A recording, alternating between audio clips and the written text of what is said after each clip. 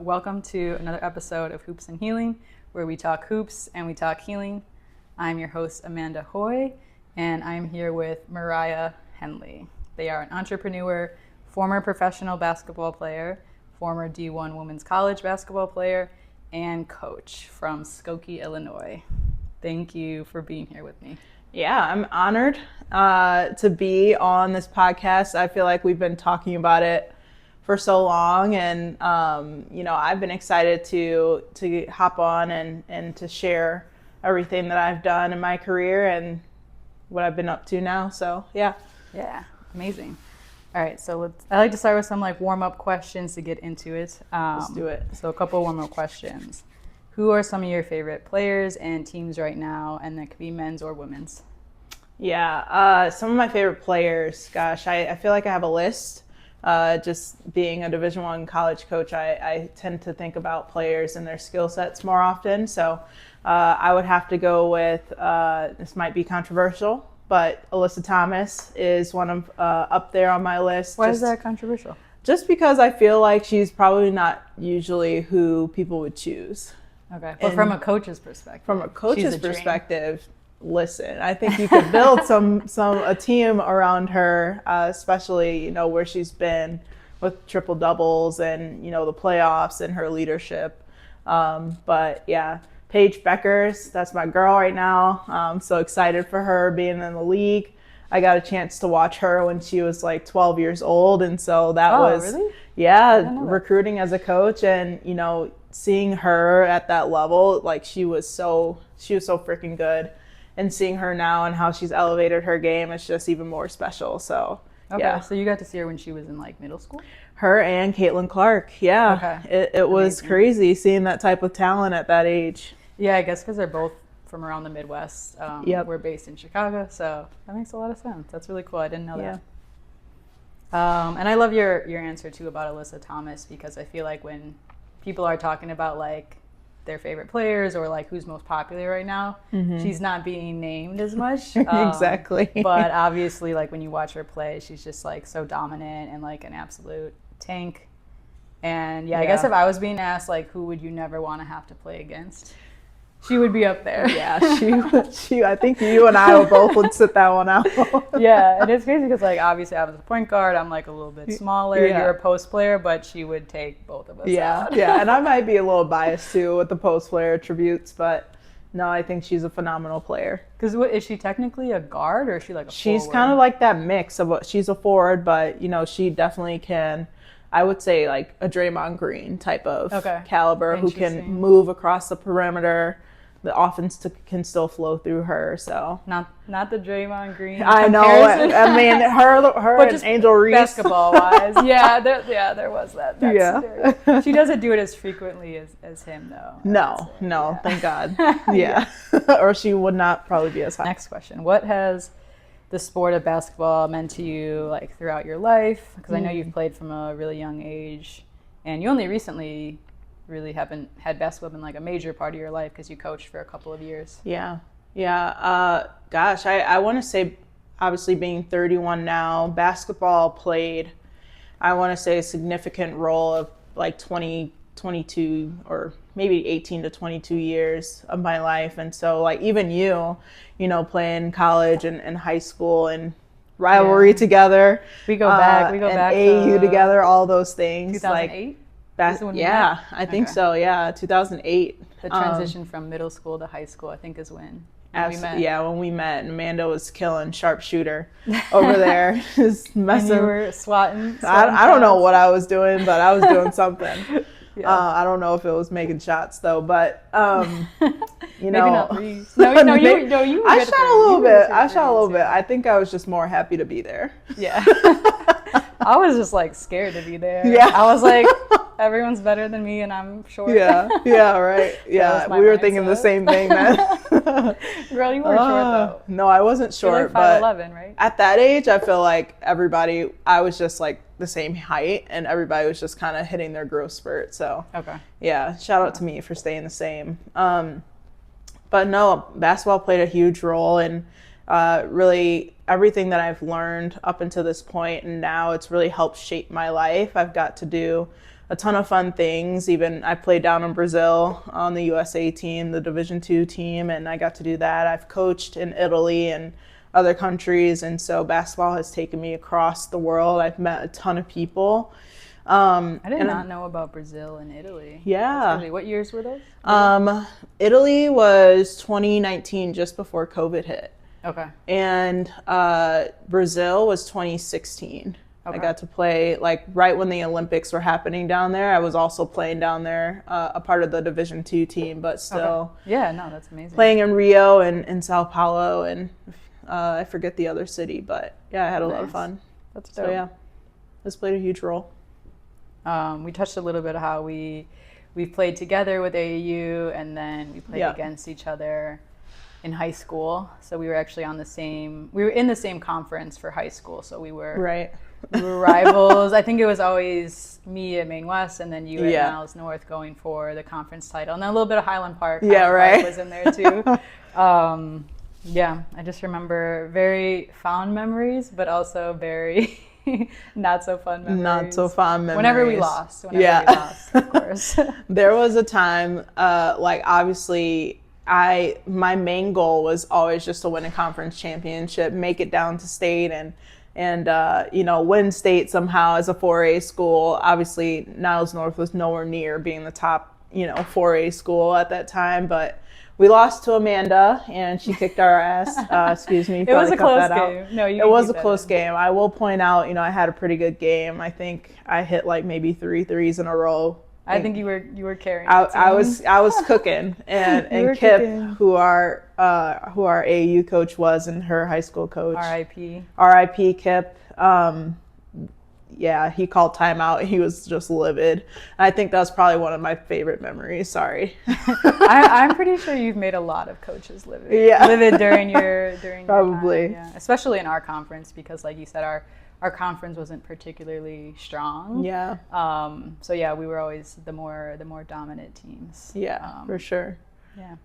And then playing AAU too, I feel like that was like one of the best times of my life. Yes. It was summer, like you're meeting all these new people from different schools, like you're all hooping and traveling, like. Yes, and you're like learning so many different things about people and your game. And also, I think it was like a time before AAU, like in social media started really like blowing up. And so we really got to lean into our relationships, and I think you and I both left with, obviously we're here today, we've been friends for, since 2008. So almost 20 years. We got I know, it's crazy. I mean, you already said that as well. I did, yeah, I did say that. But we got a chance to actually build meaningful connections.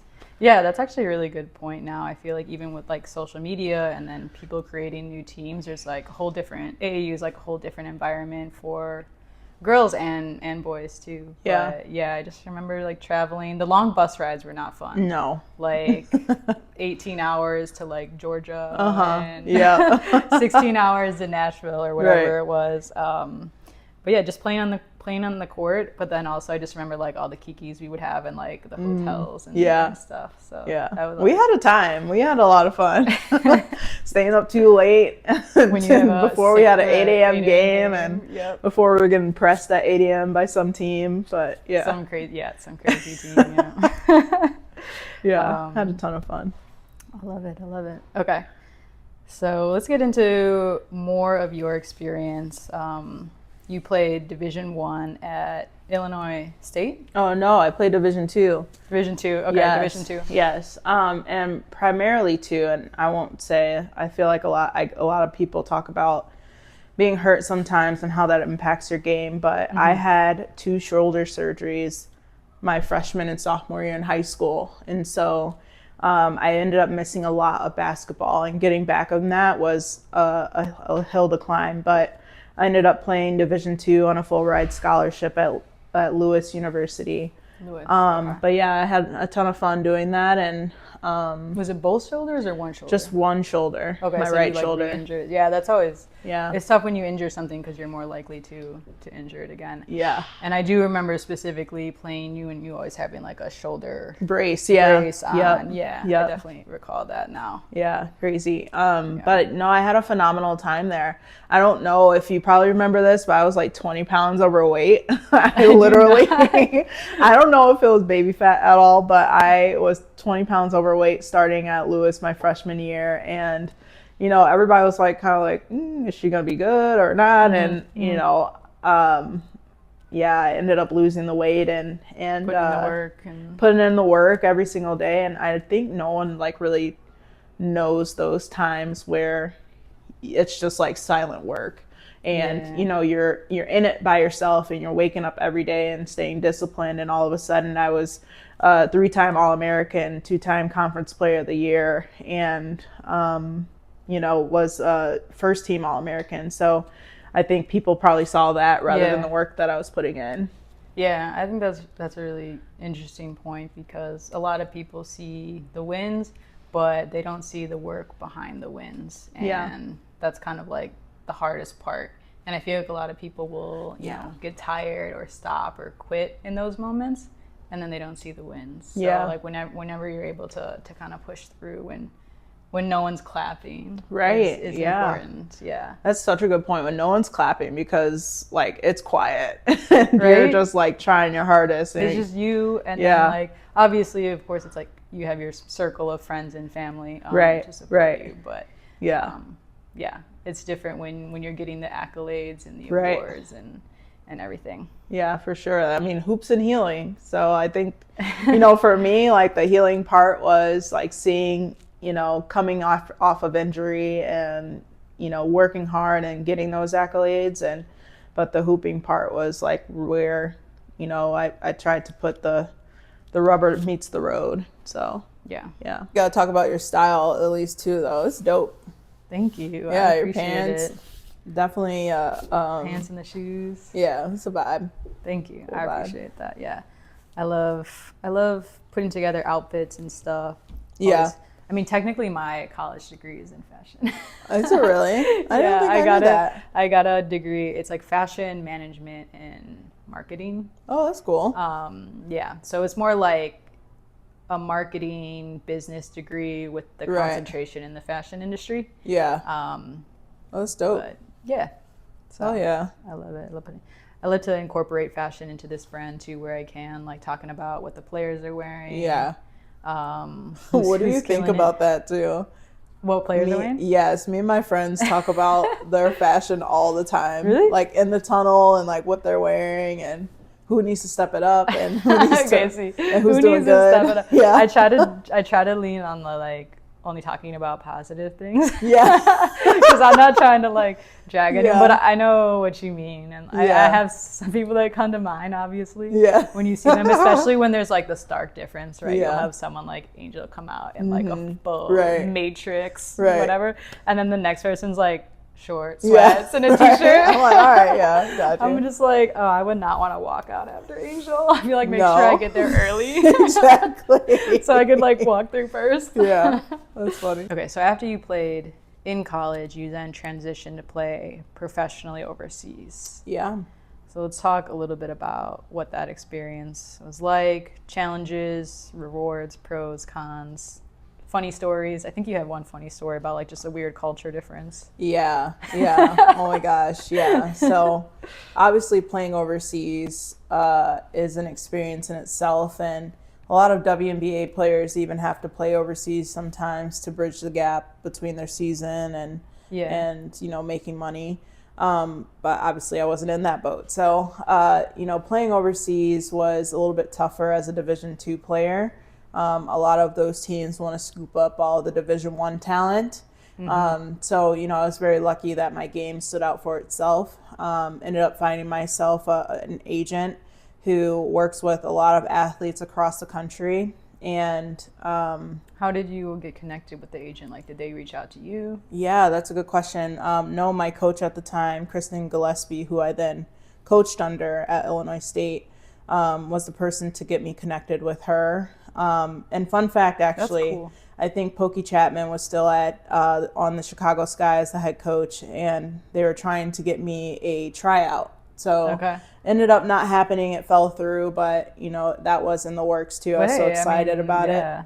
But anyway, going overseas is so different than American culture, especially being from Chicago. Chicago's like its own melting pot, and there's so many different cultures, music, and but like overseas, I got to play in Denmark. Okay, I was trying to remember where you went. Yeah. So played in Denmark, played in the second largest city in Aarhus, and then I played for a team called Obihoy, and that team was that's crazy because my last name is Hoy. I know, and it's Norwegian. Crazy. Yeah. Is it really? Yeah, Hoy is Norwegian. A lot of people think it's Asian. Yeah. But it's Norwegian. Yeah. Oh wow. Yeah. I learn something new every day. That's really cool. Yeah. So yeah, I was basically playing for Amanda, and I love it. I went over there, and obviously Danish was a difficult language for me to understand. I think I only knew thank you and thanks for dinner, which, if you're wondering, it's tak and tak for mill.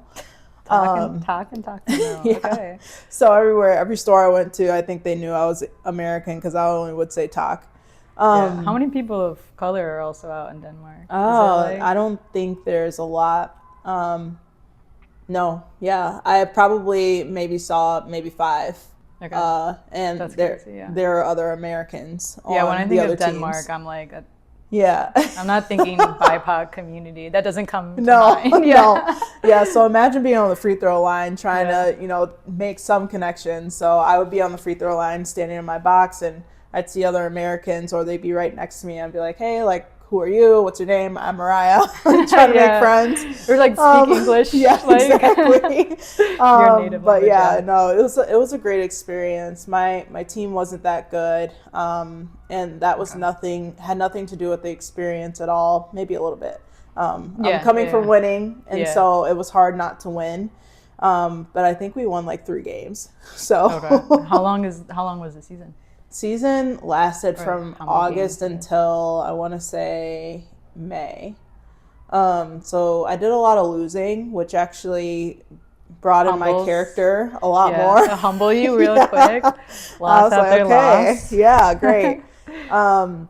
But it was cool because I was playing in the top league in Denmark. I was at one point in time as the top scorer and rebounder. Nice. Ended up being, I think, the second or third scorer and then the top rebounder. And I went through a few injuries with my right shoulder again. But I would say at times it was tough mentally when you're away from your family, you're across the ocean. Denmark is very, like, if you've ever been to London, it's very dark and rainy all the time. Not a lot of sun. Days, yeah. So you're missing your friends, you're missing your family. You're also 7 hours ahead, and you feel like you're living a different day. And so, there are times where I was like, I was struggling and I wanted to go home. And, my mom, God bless her soul, she told me to stay, and I stuck it out, and I was so happy I did. So it was a great experience. I still have friends over there, and I'm going to go back to see them at some point. But great experience. Take me with you. Yeah, of course. I want to go to Amsterdam. Is that pretty close? Pretty close, yes. Okay. I want to say it's probably a thrown stow away. Okay. But it was cool too because you got to, play. I went to Sweden, I played games. I went to Germany, I played a few games, and went to Copenhagen, played a few games. So nice. Yeah, I think the language barrier, I feel it would be one of the hardest. Obviously, friends and family, but just not being able to communicate when you want to. I feel like, because even when I travel, for example, for a week or 2 at most, by the end of it, I'm like, I'm so ready to be back in the States where people speak English. And of course, I don't expect anyone to speak English where I'm going. I should be speaking their language or leaving, which is then I'm like, okay, it's time for me to leave because I'm not learning your language and I want to speak my language. So time for me to go.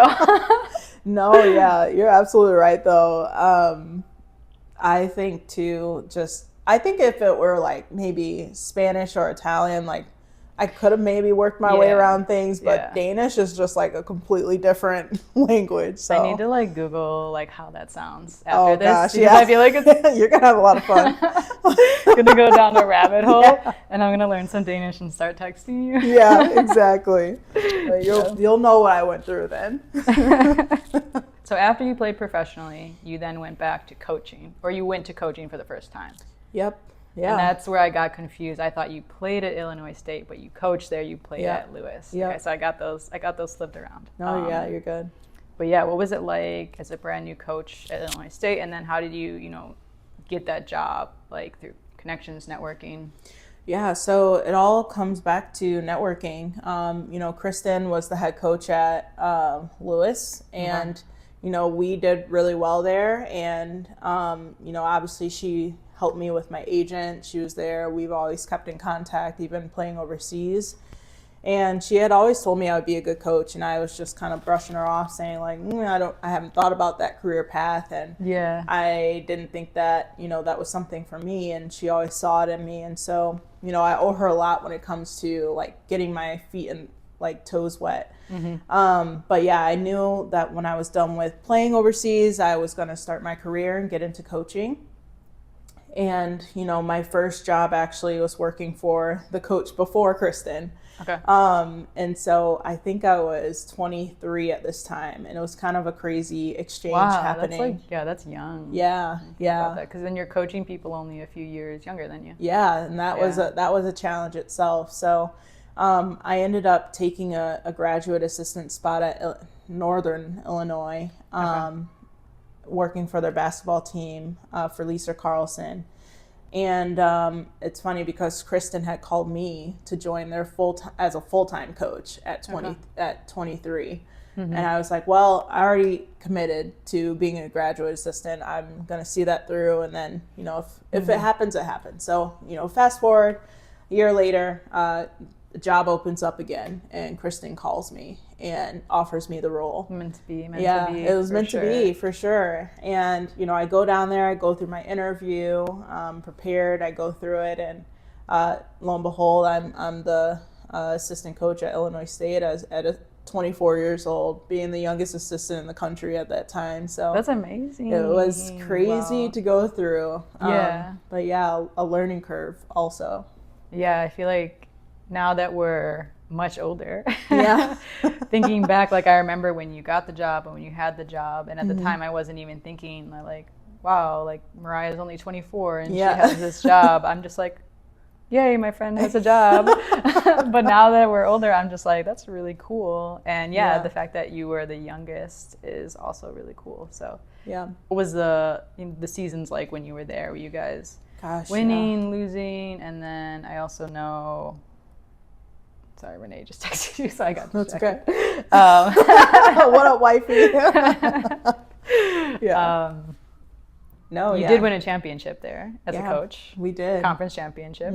So you got it eventually as a coach. Yeah, back in the win column, the W. Let's go. Let's go.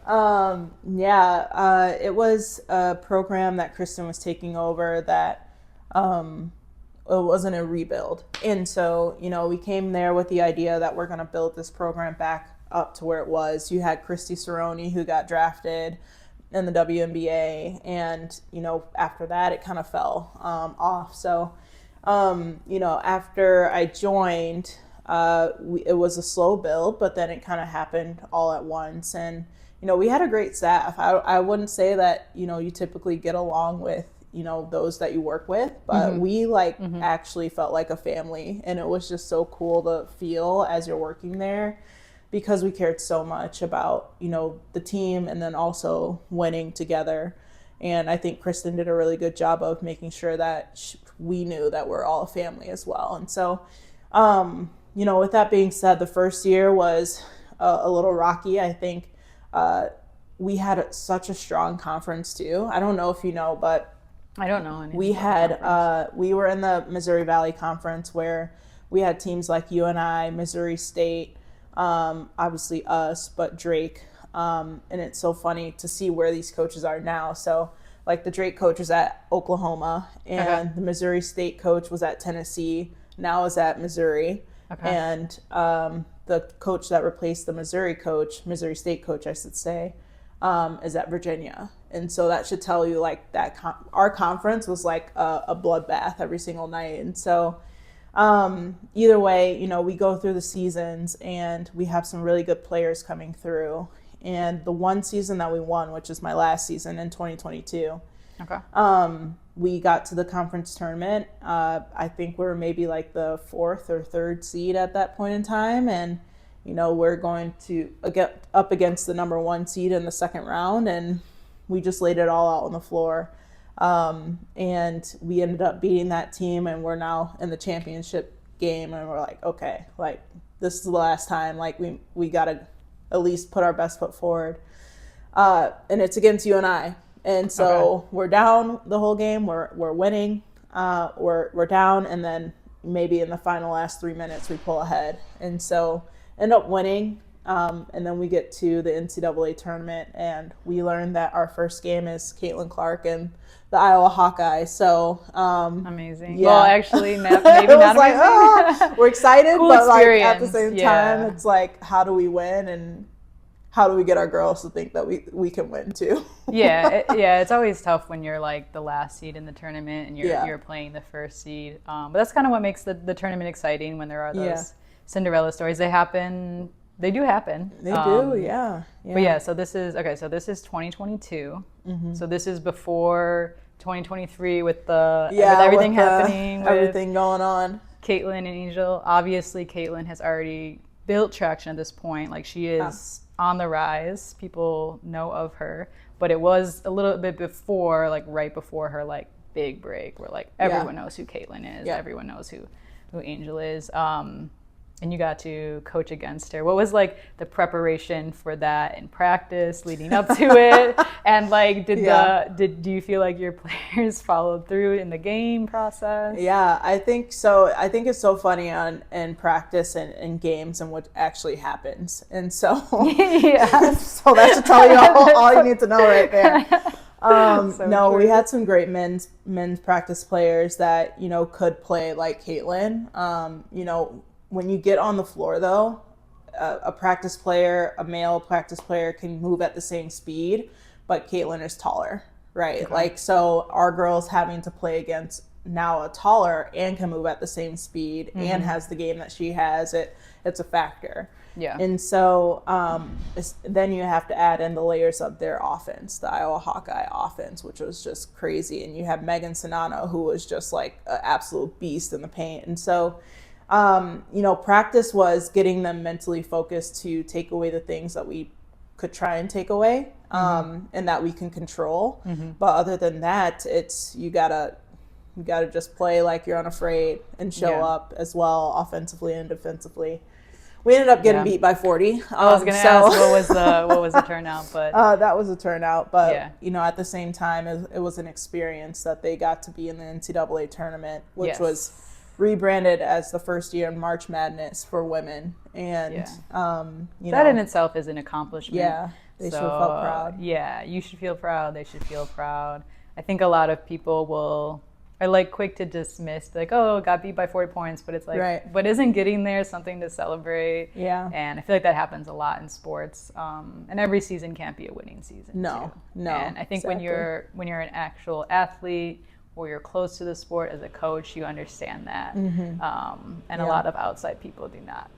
I still, when we were texting not long ago, it seemed like you didn't remember that one tournament that I remembered that's like ingrained in my head. I know. Where it was like, we were fresh out of middle school, and like there was 5 people on our team for AAU, and it was me, the only point guard, and 4 post players. Was Soraya on our team? Yeah, it was me, you, Soraya, like Maggie and Kelly. What a lineup! So like, literally, it was me and 4 post players, and like I don't think anyone really plays that because you're not really supposed to. Yeah, it's not really how the basketball goes.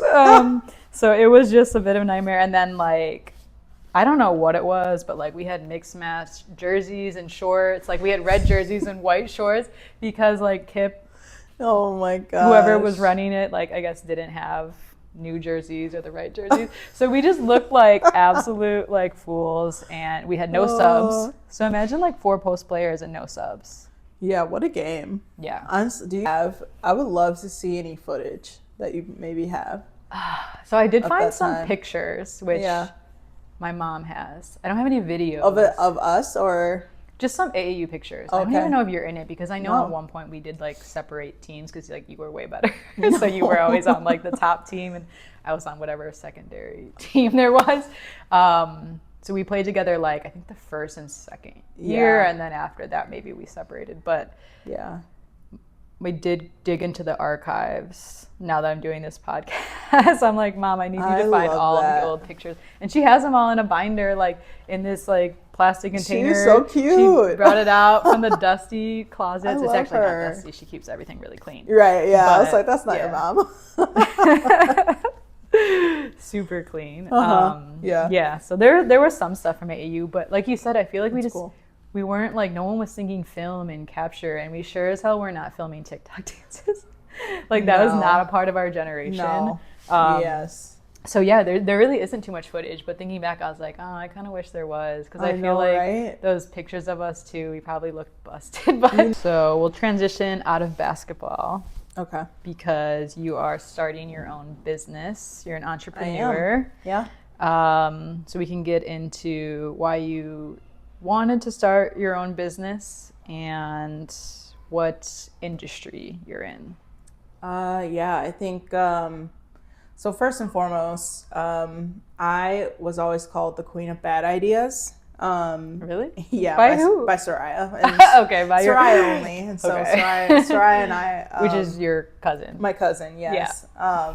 Shout out to Soraya. Shout out to Soraya, besties. She better be watching this episode because you're in it. I hope she will, because she's in it. So even though I got called the queen of bad ideas by one person, I always knew I would have maybe one good idea in my life. And so,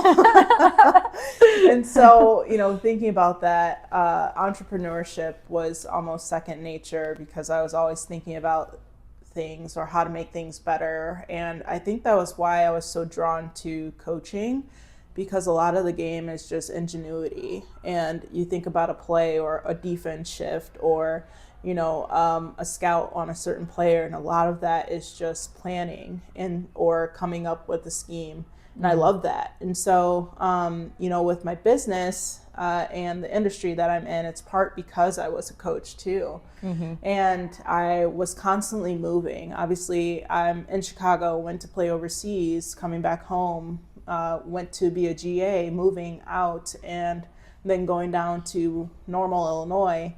And so all of those things, I'm lugging my stuff with me. And so the entrepreneurial piece in the industry is interior design.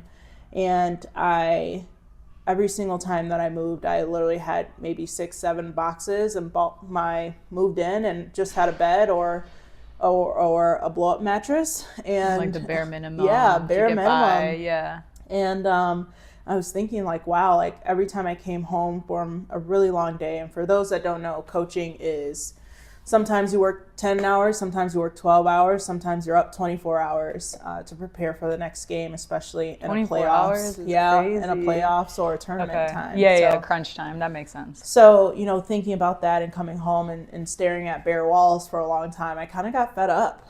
And I was like, I wish I had something to help me that would help me with interior design and help me to feel like I'm coming home to my space. And so that's kind of what my thought was in the back of my head. And getting out of coaching, I knew I wanted to start a business, and thinking about that, it felt right. And so I just went in that direction. Yeah, I think like you were missing that sense of like coziness and like bright colors. If you're into bright colors, I am. like you said. Yeah, I like nice things. I do. Yeah. Just feeling like it's your space. Like you look at your couch and you're like, yes, like this is me. Yeah. And that's hard and it's expensive. Right. And that's why a lot of people pay a lot of money for interior designers, but you're kind of going the route, you are going the route of what's something that's a little bit more accessible. Yeah, I guess I should take a step back too and explain it. So the business idea is that we democratize interior design and keep it less siloed. And so we're doing that through various ways of AI integration and also helping people to visualize their space, while also being able to say, hey, these items match that space, by the way. And now you're able to actually see what you like based on your preferences, but also choose what items that might fit in that space as well, with the use of AI too. So it's pretty much like an all-in-one platform. And I hate going to, let's just use a fake company, but X company, where I have to buy a subscription, and then on that subscription I then have to buy a certain item just to get to that certain item. And so it's very siloed and PC, and I just wanted a platform where everything can be in one spot and one-stop shop. So that's going to be like a website or the app that you're creating, and it's basically like using AI and creating 3D rendering of people's spaces. And then there's also a quiz you can take to fill out like your personal taste and style. Yeah, like think if I had to condense it to or a way to think about it, it would be, think of Pinterest meets a marketplace like Amazon or House, where you have like your ideas meets the actual pieces to it. Okay. I love that. Yeah. Like Pinterest and then Amazon combined. Yeah. Exactly. But specifically all interior design. So couches, rugs, art. Yeah. I love that. I would definitely utilize that when it's ready. And let's go. I love it. Yeah. I think that's really interesting and like a very fresh take on interior design, because again, I think people are stuck between hiring a really expensive designer or having to do everything themselves. And I feel like a lot of people, especially when you're like maybe young and moving out, or like you said, if you're someone who moves around a lot, it's hard to be like, okay, what size painting do I get, and where should it go, and does this rug actually match? Like, does it blend? Does it like blend in with the floor too much, or does it contrast it? Yeah. And there's a lot that can go into it. Yeah. I know when I first moved out, it was like a mess. Like I was like, rugs are so expensive. I know. Why are rugs so expensive? And then like art is expensive. And I was like just getting those like tapestry things, like the college dorm, like just to have something on the wall. Up, but then you look at it and you're like, that looks so cheap. Awful. Yeah. Like I look poor.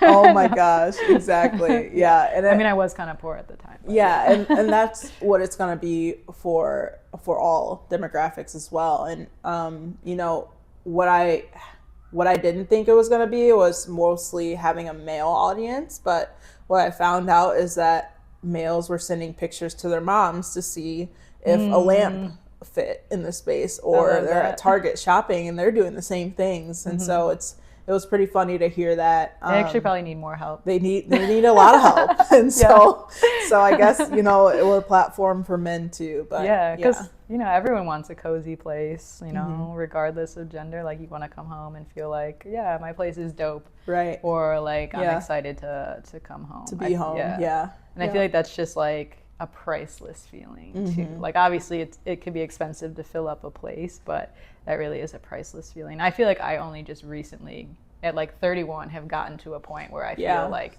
okay, I finally know how to make a home, like my place feel like home. Yeah. I like for the first time have cabinet liners, which is so crazy. What are some of like the biggest challenges, just a couple, one or two that come to mind when it comes to starting your own business? Obviously there's a lot of challenges. It is extremely difficult. Yeah. But yeah, just some challenges since the inception of the idea to now, which you're about a couple weeks away from officially launching. Yeah. And then what kind of helps get you through those challenges?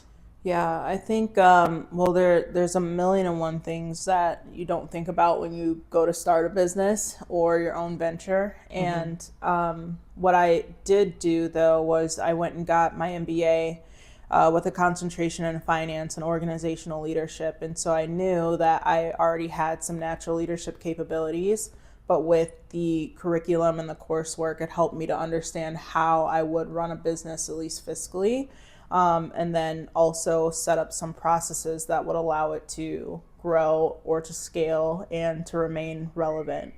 And so thinking about that though, like the biggest challenge I would say is capital, and whether you want to decide whether you want to leverage debt or whether you want to apply to a pitch competition or an accelerator. Those are all things, but you first have to have a product, and that also costs money. And so I think capital is probably the number one thing. Right.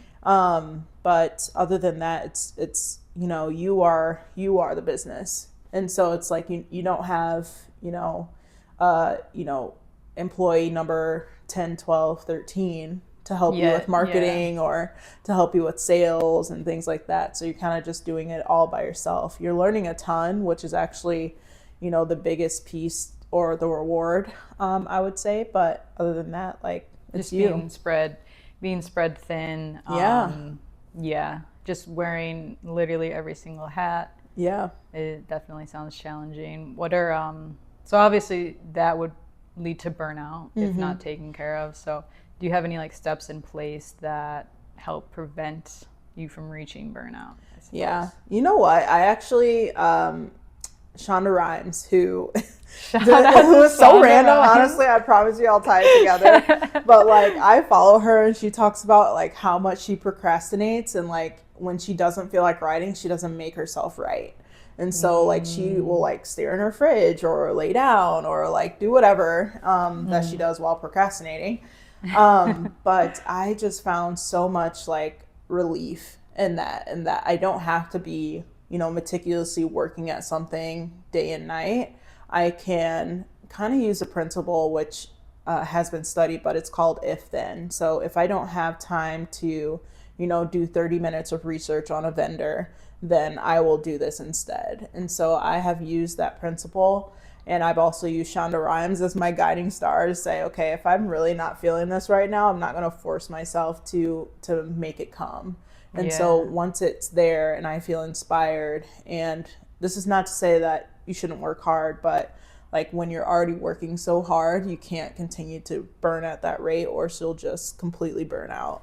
So yeah, that's what I would say. I kind of use off beaten path, but works for me. I really like that too, because I feel like when you're in the entrepreneur route, it's very easy to always feel like you need to be doing something, because there quite literally is always something to be done. Yes. Like there's never not going to be a list of a million things. So like you really have to have like things like that in your mindset so that you don't burn out. And I kind of like that idea of like when you're dreading doing something, like actually like I don't have to do it. Yeah, right. Like I'm an adult, like no one's gonna make me do it. Yeah. And of course it's not like you're being lazy or not working hard enough, because like you're doing plenty.